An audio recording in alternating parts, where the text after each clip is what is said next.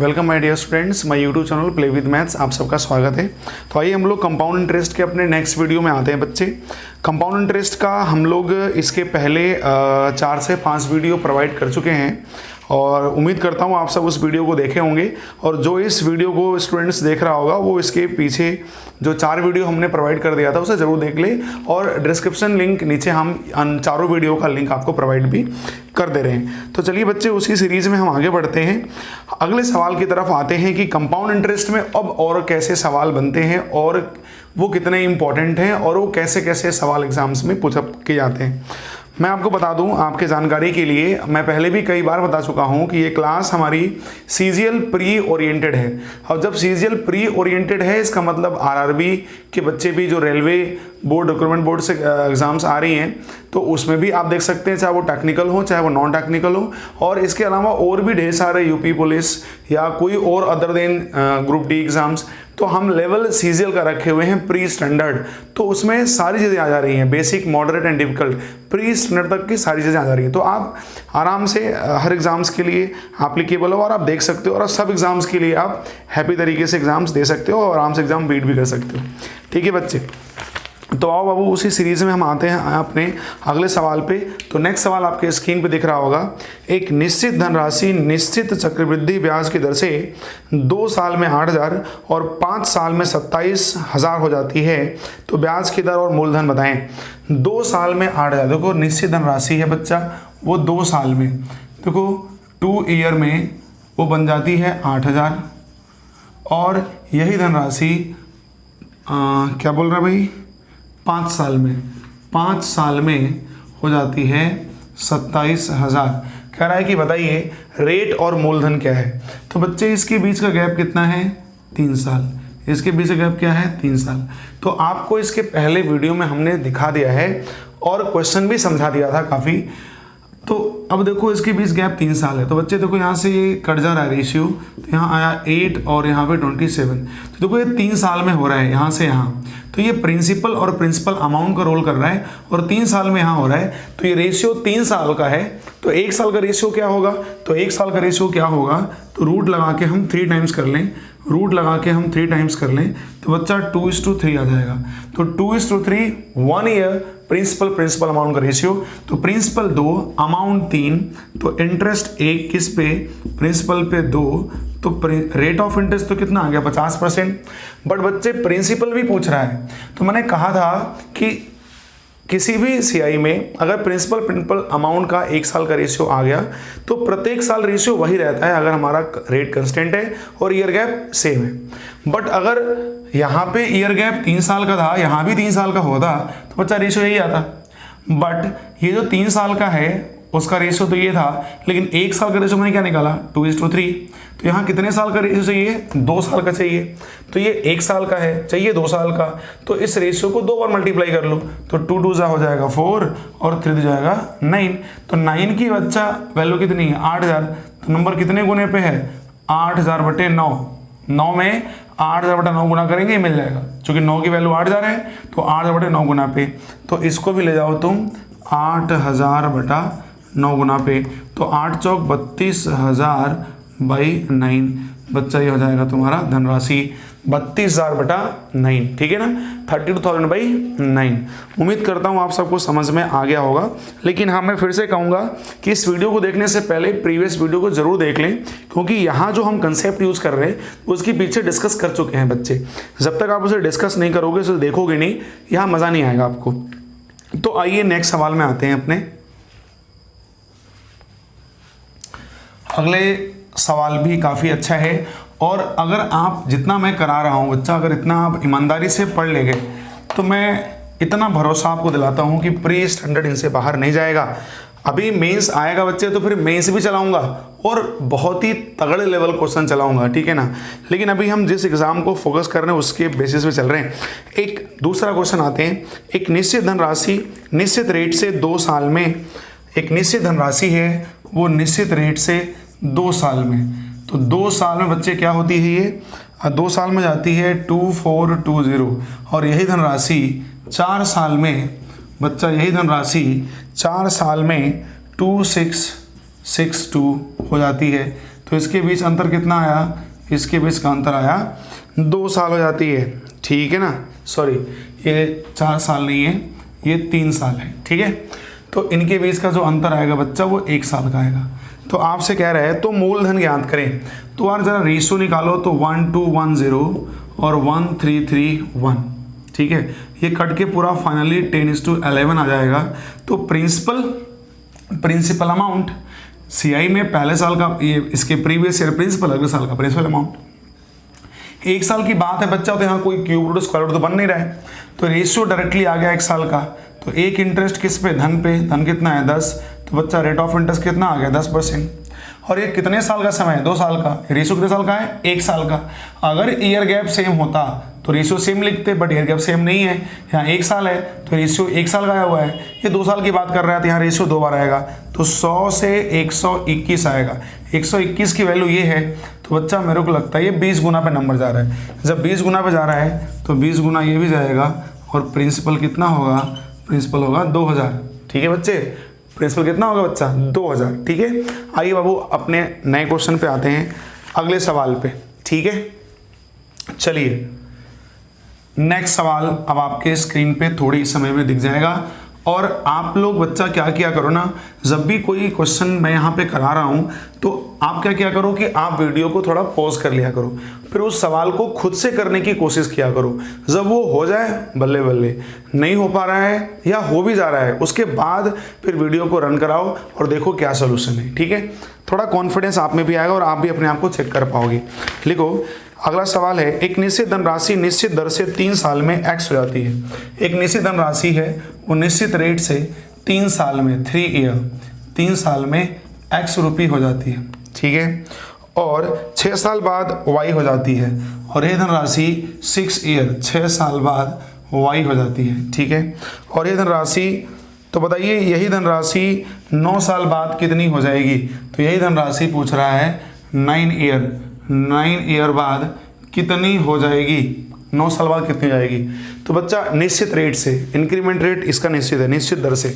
तो मैं आपको एक कंसेप्ट दे दूं, बहुत ही बेहतरीन कंसेप्ट है कि अगर कोई निश्चित धनराशि निश्चित रेट, अच्छा बताओ कोई भी धनराशि क्यों बढ़ती है और कब बढ़ती है। बच्चा कोई भी राशि अगर बढ़ती है तो उसके पीछे 2 कारण है। अगर कह लूँ तो कंसेप्चुअली 3 कारण भी हो सकते हैं, लेकिन मेनली 2 कारण है कि अगर धन आपका प्रिंसिपल अगर फिक्स है, वो वेरी नहीं कर रहा है, तो 2 कारण हो सकते हैं कि भैया प्रिंसिपल फिक्स है तो उस पर रेट रेस्पेक्टेबल टाइम के लिए अगर लगे तो इंटरेस्ट कुछ न कुछ मिलेगा, राशि अपने आप से बढ़ जाती है, कुछ और हो जाती है। लेकिन सिर्फ रेट लगाऊं टाइम न बढ़ाऊं तो भी दिक्कत है, टाइम बढ़ाऊं रेट ना लगाऊं तो भी दिक्कत है। मतलब रेस्पेक्टेबल टाइम इंटरवल तक के लिए कंस्टेंटली लगे तो इंटरेस्ट मिलता है, जिससे अमाउंट बढ़ जाती है, ठीक है ना। तो एक चीज यहां पे ध्यान देंगे, कंपाउंड इंटरेस्ट के केस में अगर किसी निश्चित धन पर निश्चित रेट से निश्चित समय में कोई धनराशि कुछ गुना हो रही है या कुछ पहुंच रही है, तो अगर वही धन उसी रेट से बढ़ती रहे तो हर अगले उतने समय में वो उतना गुना हो जाती है। कंसेप्ट है, प्रैक्टिकली हम प्रूव करके देख सकते हैं, ठीक है। तो ध्यान दें, अगर निश्चित धनराशि निश्चित रेट से निश्चित टाइम में कुछ गुना हुई तो हर अगले उतने समय में वह उसी रेट से बढ़े तो उतना ही गुना होती है। मतलब अगर टाइम इंटरवल इक्वल है, रेट इंक्रीमेंट इक्वल है, तो गुना भी इक्वल है।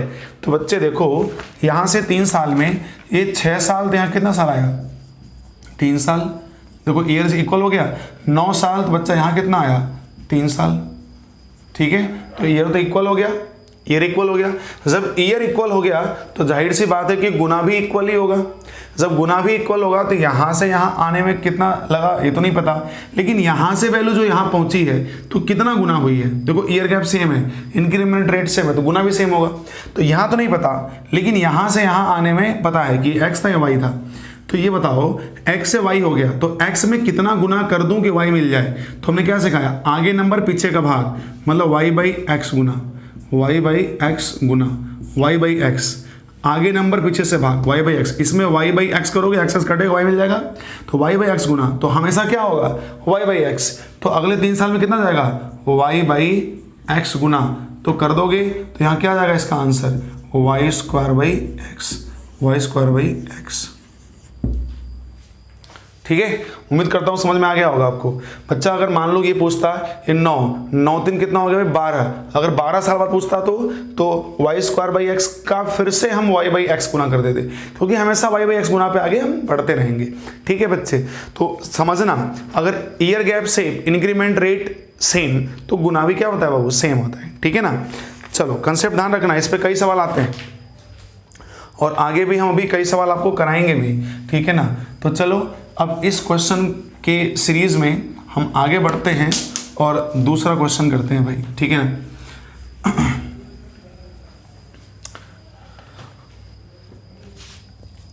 चलो अगला क्वेश्चन है बच्चा, एक निश्चित धनराशि निश्चित दर से 3 साल में अपने आप का 5 गुना होती है।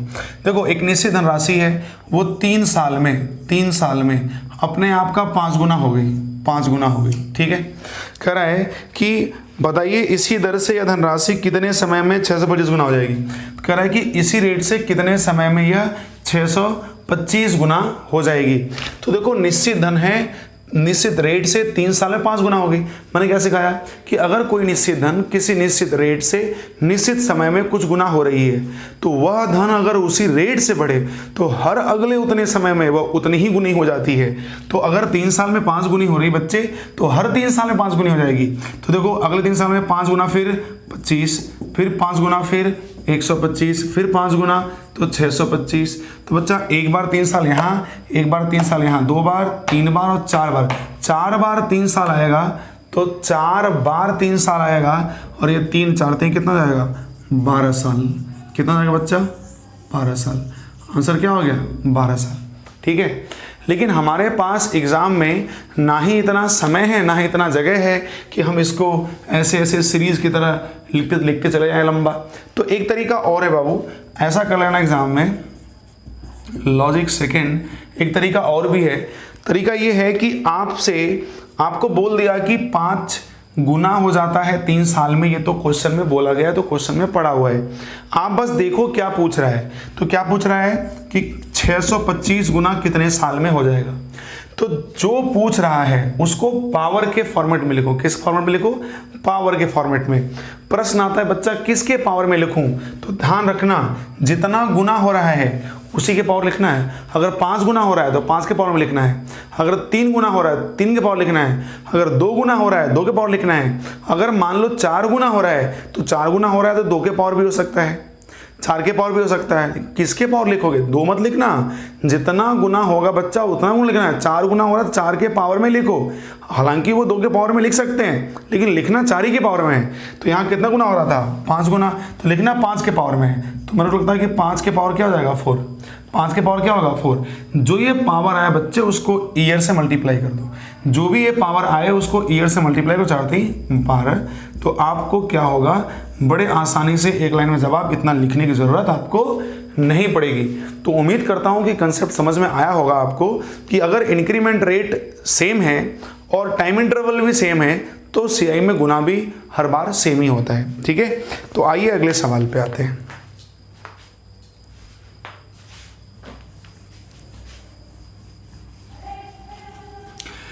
अगला जो क्वेश्चन दे रहे हैं भाई वो भी काफ़ी अच्छा क्वेश्चन है। देख लेते हैं बच्चे क्या है क्वेश्चन और क्या कह रहा है ये। तो देखो एक निश्चित धनराशि निश्चित रेट से 1970 में x रुपये थी। ठीक है, और 1975 में y रुपये, 1975 में क्या बोल रहे हैं, सॉरी 1970 में बच्चे 900 थी और 1975 में y रुपये हो गई और 1980 में यह 1600 रुपये हो जाती है किसी निश्चित ब्याज की दर से। तो y का मान ज्ञात करें। एक धन है 1970 में 900, 1970 में 900, 1975 में y और 1980 में 1600। एक निश्चित धन है जो 70 में 900 थी, 75 में y हो गई और 80 में 1600 हो गई, एक निश्चित दर से बढ़ रही है। तो y के मान बताओ। बच्चे देखो यहाँ पे आपको एक कंसेप्ट समझना पड़ेगा। मैंने अभी सिखाया ना कि year gap same, increment rate same, तो गुना भी सेम। देखो बच्चा आपको खुद से समझना है कि इसके बीच में ईयर गैप कितना आ रहा है 5 साल का, और आप समझो इसके बीच भी ईयर गैप कितना साल का आ रहा है, 5 साल का। तो ईयर गैप क्या हो गया, सेम हो गया। जब ईयर गैप सेम हो गया और इंक्रीमेंट रेट बोल दिया निश्चित दर से, तो गुना भी सेम होगा। तो देख लें भाई, यहां से यहां आया तो कितना गुना हुआ, y/100। आगे पीछे का भाग, यहां से यहां आया तो क्या हो गया, 1600/y। तो गुना तो सेम ही चलता है। तो ये वैल्यू क्या हो जाएगी आपस में बराबर।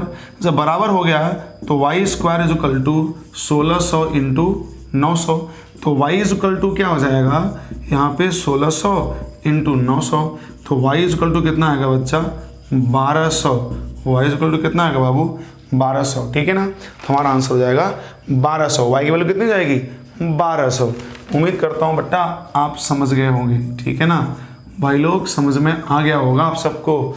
आगे बढ़ते हैं बाबू। ठीक है, तो इस बात को आप सब समझना कि अगर इंक्रीमेंट रेट सेम हो और ईयर गैप सेम हो तो गुना भी हमारा सेम ही होता है। इस चीज़ को ध्यान रखना। ठीक है, ये बहुत ही बेहतर कंसेप्ट है जो कई जगहों पे अप्लाई हम लोग करते हैं। ठीक है, अगले सवाल में आते हैं। एक निश्चित धनराशि निश्चित साधारण ब्याज की दर से 60% बढ़ जाती है। देखो यार, एक निश्चित धनराशि है जो निश्चित रेट से, साधारण ब्याज की रेट से 60% बढ़ जाती है। ठीक है, एक निश्चित धन है जो साधारण ब्याज की रेट से 60% 6 साल में 60% बढ़ जाती है। तो इसी ब्याज की दर से 1200,000 रुपये पर प्राप्त 3 साल का साधारण ब्याज बताएं। एक निश्चित धनराशि निश्चित साधारण ब्याज की दर से 6 साल में 60% बढ़ जाती है। देखो, कोई धन है जो निश्चित साधारण ब्याज की दर से 6 साल में 60% बढ़ जाती है। बताओ यार, बढ़ता क्या है, बढ़ता तो ब्याज ही है। तो एसआई बच्चे हमने पढ़ाया नहीं आपको, लेकिन ध्यान देना, एसआई में क्या होता है कि रेट और टाइम का हम जब मल्टीप्लाई करते हैं तो मेरे को RT% मिलता है। ये RT% क्या है, RT% किसी धन पर मिलने वाला टोटल ब्याज की दर होती है। ठीक है, RT% क्या होता है, किसी धन पर मिलने वाला टोटल ब्याज की दर, मतलब गिवन टाइम में गिवन रेट से गिवन धनराशि पर मिलने वाला टोटल ब्याज की दर होती है RT%। तो धन कितना नहीं पता, लेकिन धन पे कुल कितना ब्याज, कुल कितना बढ़ोतरी हो रही है, 60%। अब बच्चा, बढ़ोतरी क्या होती है, ब्याज की होती है। तो धन पर जो ब्याज मिलता है वो 60% क्या कह रहा है कि बढ़ गई। इसका मतलब धन पे क्या ब्याज मिलता है मेरे को पता तो नहीं है, लेकिन क्वेश्चन के अनुसार कह रहा है कि निश्चित धनराशि पर साधारण ब्याज की दर से कोई धन 60% बढ़ जाती है। तो मतलब 60% जो बढ़ता है बच्चा वो ब्याज ही है। 60% जो बढ़ रहा है वो क्या बढ़ रहा है, ब्याज ही ना बढ़ रहा है। तो जब ब्याज बढ़ रहा है तो ब्याज, मैं आपसे बोल रहा हूं कि रेट और टाइम का मल्टीप्लाई कर दें तो ये कुल ब्याज की वृद्धि दर बताता है। और ये कितना है, 60% बोल रहे हैं। R और T का मल्टीप्लाई कर दें, साधारण ब्याज पढ़ाऊंगा बच्चे तो समझाऊंगा वहाँ पे। अभी फिलहाल यहाँ समझ लें कि 60% बढ़ गया, तो अगर रेट और टाइम का मल्टीप्लाई कर दें तो जो RT% आता है वो कुल total aggregate rate of interest बताता है। तो एग्रीगेट 60% बढ़ रहा है और वो एग्रीगेट कितना है, इतना % है। इसमें आपको R बताना है, तो ये 60% है और R की वैल्यू, T की वैल्यू कितनी थी, 6। तो रेट कितना हो गया बच्चा, 10। कितना हो गया बाबू, 10। इंक्रीमेंट रेट ऑफ इंटरेस्ट कितना हो गया, रेट ऑफ इंटरेस्ट कितना हो गया, 10%।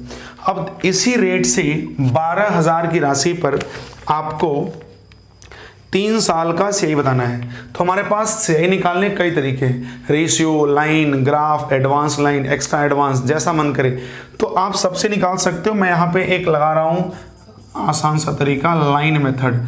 तो 12,000 है और 12,000 पे पहली बार 10% निकालोगे बच्चे तो यहाँ पे हो जाएगा आपका 1200। ठीक है ना, यहाँ फिर निकालोगे 10% आप तो 120 और फिर यहाँ पे 10% निकाल दोगे बच्चे तो हो जाएगा 12। और रेशियो होता है 3:3:1। तो 12 3600 प्लस 12 360 प्लस 12 36 हो जाएगा और 360 हो जाएगा और यहाँ 12 हो जाएगा। तो जोड़ ले भाई, कितना आएगा, 0 यहाँ पे 2 हो जाएगा, 6 1 7 यहाँ पे 7 हो जाएगा, फिर उसके बाद 3 6 3 9 हो जाएगा और फिर यहाँ पे 4 सॉरी 3972, ठीक है, 3972 मेरा आंसर है। ठीक है बच्चे, तो थोड़ा यहाँ पे गौर करने की जरूरत थी कि अगर हम एसआई में rate of interest and time का मल्टीप्लाई करें तो total aggregate rate of interest का 80% एग्रीगेट रेट ऑफ इंटरेस्ट आता है पूरा गिवन टाइम में, और कह रहा है कि साधारण ब्याज की दर पर कुल धन 60% बढ़ जाता है। बच्चे ब्याज ही बढ़ता है, तो मतलब ये ओवरऑल ब्याज की वृद्धि हो रही है, और ब्याज एग्रीगेट कितना होता है 80%, तो 80% 60, तो आर बराबर कितना आएगा 10, क्योंकि टी दिया हुआ 6। ठीक है, साधारण ब्याज पढ़ाएंगे तो उसको वहाँ पे और ब्रीफ करेंगे। फिलहाल के लिए आपके सामने जो हमने कंसेप्ट दिया वो इस बात को थोड़ा समझना। आगे बढ़ते हैं बच्चे, आगे बोल रहा है, नए सवाल में आते हैं। अगला सवाल क्या हो सकता है? देखो अगला क्वेश्चन भी थोड़ा नहीं काफ़ी अच्छा है। कैसे करेंगे इसको, थोड़ा ध्यान देना भाई। क्या है क्वेश्चन? बोल रहा है कि 5000 रुपये की धनराशि पर 5000 रुपये, 5000 रुपये की धनराशि पर, मतलब धनराशि आपकी अपनी कितनी है 5000 रुपये की धनराशि पर 4% CI रेट से 4% CI रेट से 1.5 ईयर के लिए, मतलब 1/1/2 साल, 1/1/2 साल, ठीक है ना, के लिए वार्षिक और अर्धवार्षिक कंपाउंड इंटरेस्ट का अंतर बताइए। मतलब 5000 पर 4% के रेट से 1.5 साल तक के लिए मिलने वाला वार्षिक चक्रवृद्धि ब्याज और कंपाउंडेड हाफ ईयरली छमाही चक्रवृद्धि ब्याज का अंतर बताइए। तो एक काम करते हैं, लगाने के लिए तो लाइन रेशियोग्राफ सब कुछ है, लेकिन यहाँ पे हम लगा रहे हैं एक्स्ट्रा एडवांस्ड मेथड, जो मैं आपको पहले बता चुका हूँ। तो बच्चे अगर ये एनुअल काउंट करूं तो 4% आएगा, और आपको याद आ रहा होगा मैंने एक और बताया था फार्मूला आपको, एक सक्सेसु का कंसेप्ट सिखाया था, x + y + xy/100, बोला था ये पहले साल का है और ये दूसरे साल का है। ठीक है, तो अगर मैं इसे एनुअली मान लूँ तो पहले साल का रेट ऑफ इंटरेस्ट कितना होगा 4%, और ये हाफ है आधा साल, कितना जाएगा 2% प्लस 4 दूना 8 /100, कैलकुलेट कर लोगे बच्चे तो क्या हो जाएगा 6.08%। ये पूरे 4% के रेट से 1.5 साल में मिलने वाला कुल एनुअल रेट ऑफ एसआई आ गया। अब एक हम एक्स्ट्रा एडवांस से भी बता दें आपको, एक्स्ट्रा एडवांस्ड मेथड। तो एक्स्ट्रा एडवांस मेथड से अगर मैं इसे छमाही मान लूँ बच्चा, तो एनुअल रेट ऑफ इंटरेस्ट 4%, छमाही हो जाएगा 2, और 1.5 साल का समय है, छमाही करेंगे तो 1.5 साल में छमाही कितनी बार आता है 3 बार आता है, तो समय कितना हो गया 3 साल। तो इसको भी एक्स्ट्रा एडवांस से कर सकते थे, लेकिन हम ऐसे कर दिए जो कि ज़्यादा आसानी से हो गया।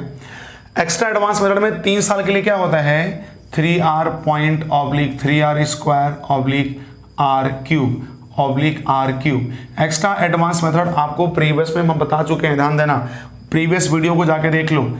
आर की वैल्यू कितनी बच्ची 2 आ गया, तो यहाँ हो जाएगा 6 आर यहाँ 2 है, चूंकि हाफ ईयरली है ना 2 हो जाएगा, 2 का स्क्वायर कितना होगा 4, 4 का 3 गुना कितना हो जाएगा बच्चा 12, 2 का क्यूब कितना होगा 8, लेकिन बच्चे 2 डिजिट में लिखते हैं हम लोग, 2 डिजिट में, तो 8 मत लिख देना 08 इतना %, ठीक है बच्चा, इतना % आएगा।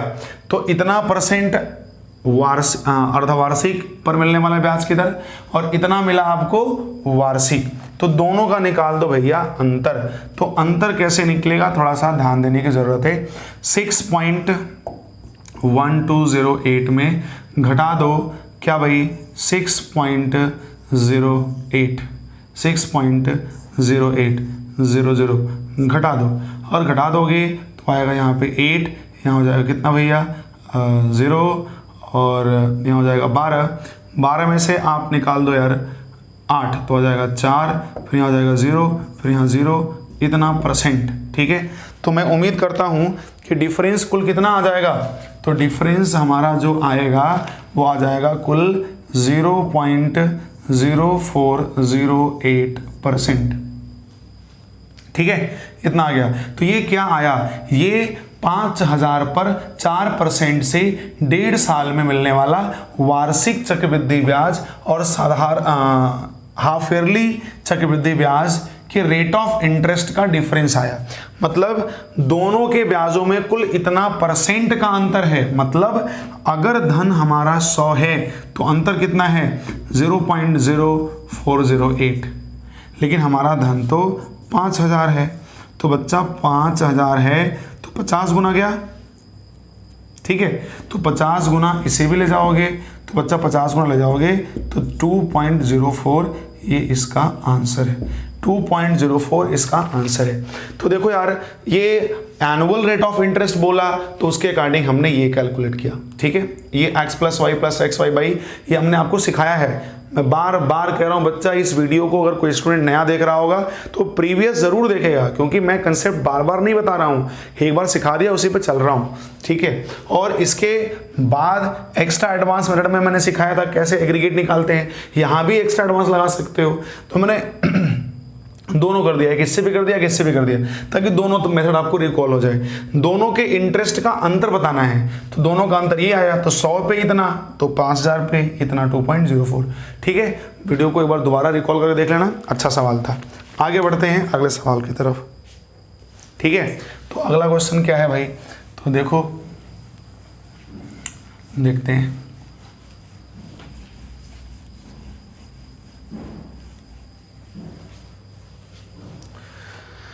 ठीक है भाई, तो अगला सवाल हम लोग देखते हैं। अगला सवाल क्या है, अगला क्वेश्चन कह रहा है कि 1250 रुपये की धनराशि पर 1250 रुपये की धनराशि पर 3 साल का CI और SI का अंतर, 3 ईयर CI SI का अंतर, 3 ईयर CI और SI का अंतर 1.51 है, ठीक है। और 3 साल का CI और 3 ईयर CI कितना दिया हुआ है 76.51, ठीक है। तो कह रहा है तो ब्याज की दर बताएं। बहुत बढ़िया, बहुत ही मज़ेदार, बहुत ही तगड़े लेवल का सवाल है, कंसेप्चुअल है। प्रिंसिपल 1250 रुपये दिया है, 3 साल के CI SI का अंतर 1.51 रुपये दिया हुआ है, और 3 साल का CI इतना दिया हुआ है। तो बोल रहा है कि बताइए कि रेट ऑफ इंटरेस्ट क्या है। बच्चा देखो मैक्सिमम कितने साल की बात कर रहा है, 3 साल की बात कर रहा है। देखो बहुत तरीके हैं बाबू, बहुत तरीके, मैंने 6-7 तरीके बताए, उनमें से जिस पे दिल आए वो तरीका आप लगा सकते हो। देखो मैं आपको अभी समझा रहा हूँ ग्राफ से। अगर मैं ग्राफ को गौर करूँ तो ये A, यहाँ पे A, यहाँ पे BBB एंड C। आप गौर करें तो 3 साल का CI है, ये पूरे 3 साल का CI यही होता है, और 3 साल के CI SI का अंतर ये अंतर होता है। पूरी वैल्यू इतनी है और ये अंतर इतना है, दोनों घटा दो तो क्या मिलेगा 3A मिलेगा। क्यों भाई 3A मिल जाएगा, क्यों? अगर आपके दिमाग में ग्राफ स्पीड में जवानी रन कर रहा है तो आंसर तो जवानी ही है, ठीक है ना। समझाने के लिए मैंने ग्राफ बना दिया कि पूरा CI इतना दिया है और इस CI SI का अंतर ये दिया, तो बचा क्या आपका 3 साल का SI तो बच रहा है, मतलब कि AAA तो बच रहा है। तो समझ गए आप, AAA बच रहा है बच्चा। तो ये जवानी था, आपको थोड़ा ग्राफ समझना पड़ेगा। इसको इसमें से घटा दोगे तो क्या आएगा 75। इसका मतलब 3A की वैल्यू आएगी 75, ठीक है ना। देखो मैं ग्राफ यहाँ साइड बना दे रहा हूँ थोड़ा आपको समझने में दिक्कत ना हो। यहाँ AAA, यहाँ पे BBB और C। तो AAA की वैल्यू बच्चा कितनी आ गई तुम्हारी 75। तो A की वैल्यू कितनी है बच्चा 25 तिहाई 75। A की वैल्यू कितनी आ गई 25, A की वैल्यू 25 आ गई, और ये कितना दिया हुआ है 1250। तो रेट ऑफ इंटरेस्ट कैसे निकालते हैं, मैंने आपको पहले ही बता दिया था कि एक स्थान से जस्ट कमिंग जो अगला स्थान आते हैं इसका रिवर्स करते हैं, सीधे रेट ऑफ इंटरेस्ट आता है। तो भैया क्या कर देना है, मेरे को रिवर्स कर देना है, रिवर्स, ठीक है ना, क्योंकि इस पर कोई ना कोई रेट ऑफ इंटरेस्ट लगा होगा और उसी से वैल्यू 25 आई है। तो मैंने पीछे आपको सिखाया था कि इस पर या तो आप क्या करो कि 1250 पे कोई x% लगा होगा तो 25 मिला होगा, तो x% क्या होगा 25/1250। तो वही मैं कह रहा था ना कि ये सब मत लिखो, ये सब लिखने की कोई ज़रूरत नहीं है, मैंने सिखा दिया था ना। सीधे उल्टा कर दो, एक स्थान से जस्ट कमिंग अगला स्थान सीधे रिवर्स कर दो। तो मैं सीधे रिवर्स करने की बात मतलब सीधे मैं ये लिखना चाहता था, ठीक है। खैर अगर x% की वैल्यू देखें तो 1 यहाँ आएगा 50, क्योंकि 25 25 125 और यहाँ आएगा बच्चा 2%। तो 2% हमारा total aggregate rate of CI आ गया, ठीक है ना। 2% total aggregate rate of CI हमारा आ गया। तो एग्रीगेट रेट ऑफ CI आपके सामने। अब इसको एक बार दोबारा भी देख लेना, थोड़ा सवाल अच्छा था बच्चे, ठीक है ना। हमने बोला ना कि प्री स्टैंडर्ड में इनसे बाहर नहीं बनने वाला, हम अच्छे ही कर रहे हैं सवाल, इनकी स्थिति और भी इजी होगी, ठीक है ना, इतनी भी नहीं होगी। खैर आगे आते हैं, नेक्स्ट क्वेश्चन पे अपने आते हैं। अगला सवाल देखते हैं। अगला सवाल कह रहा है कि एक निश्चित धनराशि 5,000 रुपये है, एक निश्चित धनराशि 5,000 रुपये है और इस पर 2 साल के CI/SI का अंतर, तो 2 ईयर CI और SI का डिफरेंस, CI और SI का डिफरेंस 72 रुपया दिया हुआ है, ठीक है ना। कह रहा है कि CI रेट बताओ, तो रेट ऑफ इंटरेस्ट आपको फाइंड आउट करना है कि रेट ऑफ इंटरेस्ट क्या होगा। तो नो डाउट आप जान ही रहे होंगे, ठीक है ना, कि whole square is equal to D by आपको P मिल जाएगा, डी बाई P मिल जाएगा। ये एक फार्मूला है, ये एक ट्रिक है, याद कर लो इसको, ठीक है ना। जो आप ग्राफ पढ़े हो बच्चे ना, उस ग्राफ के बेसिस पे ही ये निकल रहा है, तो आप ग्राफ के थ्रू इसे प्रैक्टिकल प्रूफ भी कर सकते हो, लेकिन यहाँ प्रूफ करने की ज़रूरत नहीं है। जब भी 2 साल के CI/SI का डिफरेंस दे करके आपको रेट ऑफ इंटरेस्ट का कंडीशन लाए, 2 साल के CI/SI का डिफरेंस दे करके रेट कंडीशन लाए, तो आप हमेशा इस चीज़ को ध्यान रख लेना।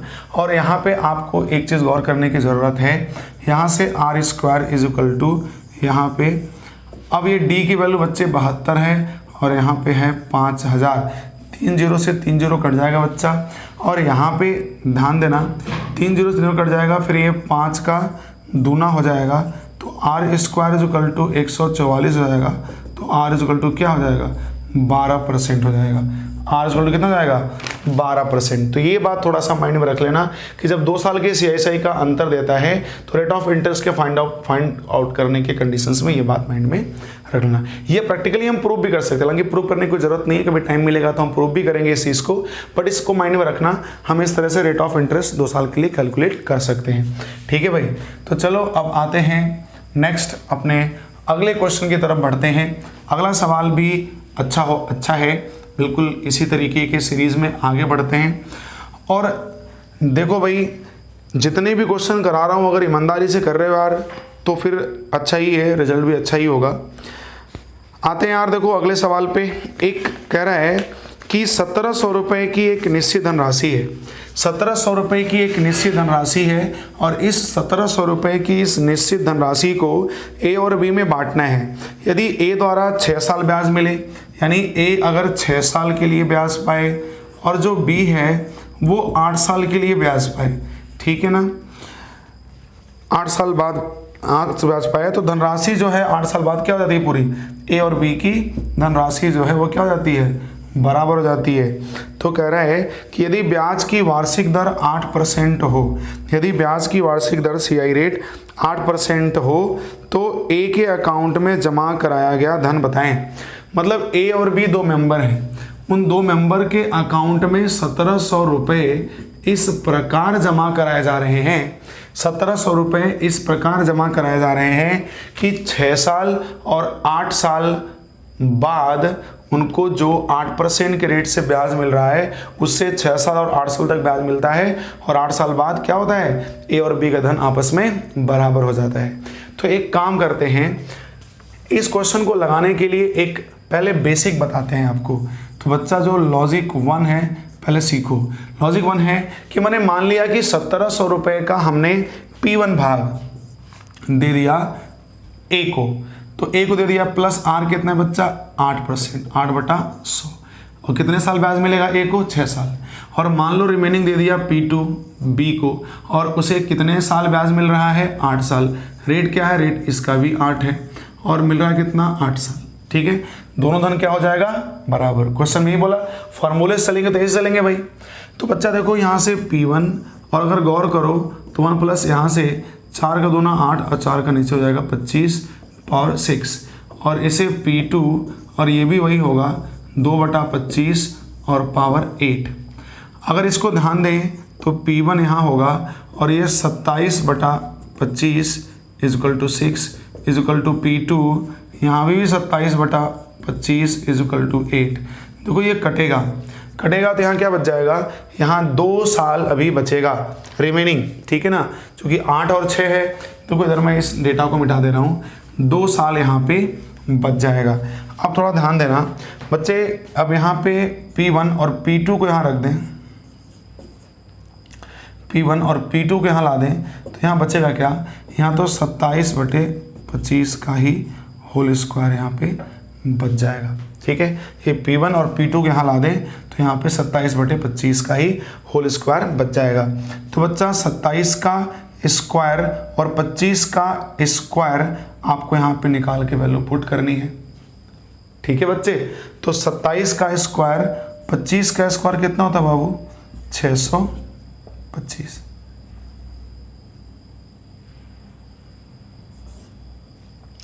ठीक है, 27 का स्क्वायर क्या होता है, 25 स्क्वायर 625। 27 का स्क्वायर क्या होता है, मैंने कहा था कि 1 से लेकर के आप 30 तक का स्क्वायर याद रखें, किसी बच्चों को याद नहीं होगा, ठीक है। कितना होता है बच्चे, तो ये होता है 729। तो 1 को 729 और 1 को हो गया कितना, 625। तो दोनों को जोड़ दो यार, दोनों को जोड़ दो, तो 9 1 10 4 14 के 4 हाथ में आए 1 और 2 2 4 1 5 और 7 3 10 3 13, 1354 आ गया। जबकि आना कितना था कुल, 1700 रुपया दिया है, 1700 रुपया। तो 1354 और 1700 दिया है, तो मेरे को लगता है कि ये 5 13.5 5/25। तो थोड़ा नंबर हम यहाँ पे चेंज कर लेते हैं, नंबर थोड़ा सा लगता है कि अटपटा सा हो गया है, तो नंबर यहाँ पे कर लेते हैं यार हम लोग 2 6 2 चौके 8 और 2 पंजे 10, 2 चौके 8 2 पंजे 10 0 और 2 3 6 1 7 और 2 2708 कर लेते हैं, दुगुना कर लेते हैं नंबर, ठीक है ना। तो यहाँ पे थोड़ा सा नंबर बच्चे गलत हो गया है, यहाँ पे जो 1700 है ना, क्वेश्चन में सुधार कर लेना है मेरे को, जो 1700 है ना उसे 2708 कर लेना, 4 दूना 8 और 2 पंजे 10 0 2 3 6 1 7 2, तो 2708 हो गया। तो ए के अकाउंट में कितना जमा कराया गया, तो देखो ये ए के अकाउंट में 729 रुपया है। दुगना करोगे, 2 9 18 की 8 हाथ में आया 1, 2 दूना 4, 2 18 की 8 हाथ में आया 1 दूना 4 और 1 5 और 2 7 14, 1458 रुपये मिला, 1458। थोड़ा यहाँ सुधार कर लेना, ये 1700 को हटा देना है, ठीक है ना। कितना मिला बच्चा, 1458 रुपये। किसको मिला, ए को मिला। तो अगर इस फार्मूले पे हम चल रहे होंगे तो बहुत कैलकुलेटिव हो जाएगा, ठीक है बच्चे। तो इस फार्मूले पे नहीं चलना है, कैलकुलेटिव नहीं करना है, हम इसको स्मार्ट तरीके से जवाब दे सकते थे। कैसे, तो आइए आपको पता चल गया होगा कि ये 2 साल कहाँ से आ रहे हैं। तो अब देखो मैं आपको बताता हूँ कि ये स्मार्ट तरीके से आंसर कैसे देगा। देखो बच्चा, रेट ऑफ इंटरेस्ट कितना था आपका, तो रेट ऑफ इंटरेस्ट आपका था कुल 8%। तो 8% हमारा रेट ऑफ इंटरेस्ट था, तो यहाँ से हो जाएगा 2/25। अगर 1 को धन दिया हमने 25, 2 बढ़ा के अगले क्या दिया 27।